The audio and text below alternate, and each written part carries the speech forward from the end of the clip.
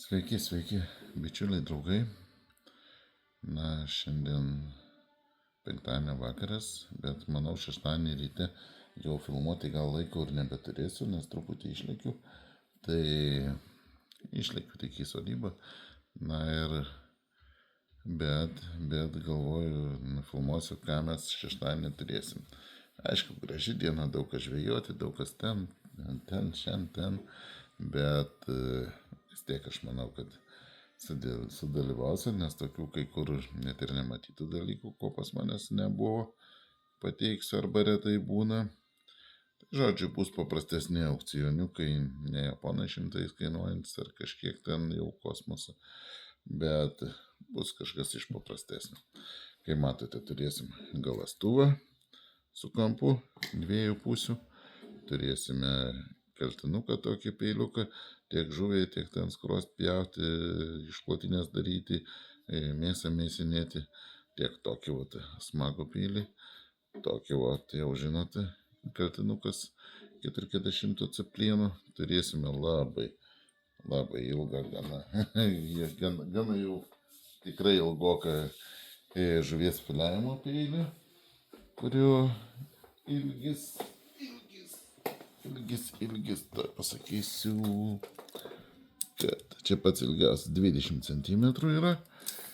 Turėsime dar visą komplektą, tokių, aš pats naudoju, turiu ir tokį, lygiai tokį pat, šiaip pasiteisinęs man visai neblogai su juo, bet čia tikrai ne prie maisto, čia yra, kai rankinas darai, kažkur reikia panaudoti kartais dar, paskutinėti, padražinėti, šiaip prie medžio yra čia viskas, tiek šitoks, tiek čia, visur. Ir turėsime, kur reklamuoja, tokius žmonės klausia, kaip tie galastuvai, ten mizo, kaip ten, tai žodžiu, mačiau ten virš 59, apie 59 eurai, ar kiek ten nepamenu, tikrai žinau, kad net 60, tai buvo su akcija.